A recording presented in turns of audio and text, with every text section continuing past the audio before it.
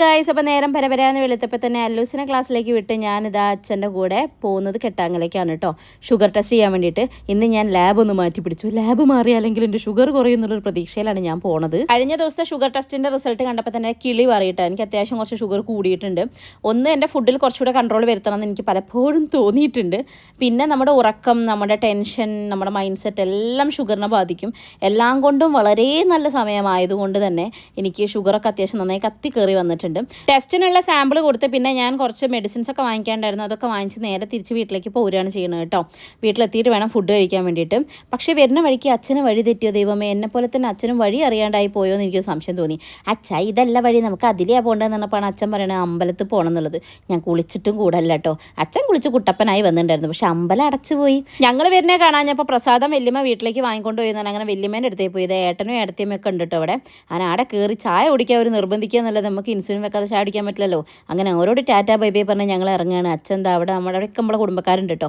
അപ്പോൾ ഓരോടൊക്കെ വർത്താനം പറഞ്ഞ് നിൽക്കുകയാണ്. ഇറങ്ങിയപ്പോൾ ഞാൻ ഓർത്തു, അയ്യോ വല്യമ്മേനെ ഞാൻ വീഡിയോ എടുത്തില്ലല്ലോ. അപ്പോൾ കറക്റ്റ് ഇതാ വല്യമ്മ യാത്രയാക്കാൻ വേണ്ടി ഇവിടെ വന്നപ്പോൾ അതും എടുത്ത്. FBS കഴിഞ്ഞ് ഇനി ഇൻസുലിൻ വെച്ച് ഫുഡ് കഴിച്ച് 2 മണിക്കൂർ ആകുമ്പോഴാണ് നമ്മൾ അടുത്ത ടെസ്റ്റ് എടുക്കാൻ പോകുന്നത് കേട്ടോ. അപ്പോൾ ഞങ്ങൾ നേരെ വീട്ടിലേക്ക് വെച്ച് പിടിച്ചു. വീട്ടിൽ ചെന്നപ്പോൾ തുമ്പി മഫ്തിയിലായിരുന്നു, മനസ്സിലായില്ലേ, ഡ്രസ്സില്ലായിരുന്നു. അതുകൊണ്ട് ഓളെ വീഡിയോ എടുക്കാൻ പറ്റിയില്ല.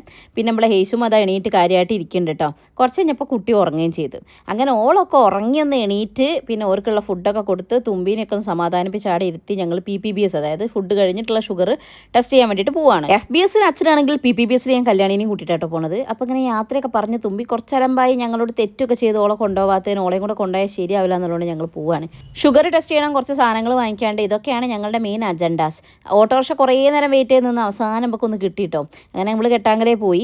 ഞാൻ ഷുഗർ ടെസ്റ്റ് ചെയ്ത് കഴിഞ്ഞ് പിന്നെ എൻ്റെ കൂടെ കൊണ്ടുപോകണവരെ കുത്തുന്ന പരിപാടി എനിക്കുണ്ട്, നിങ്ങൾ പണ്ടേ അറിയാലോ.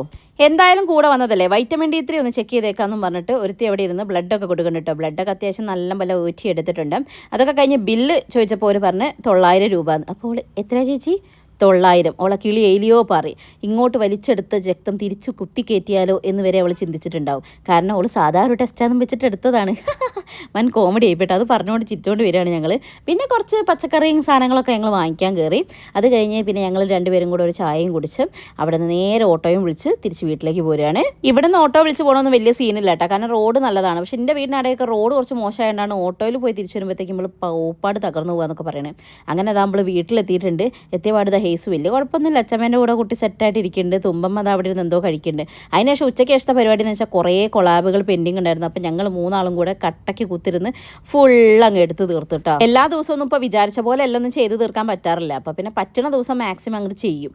അപ്പോൾ ഇന്ന് ഇത്രയേ ഉള്ളൂ ഗൈസ്. ബാക്കി വീഡിയോസൊക്കെ വരുന്നുണ്ട്. ബൈ.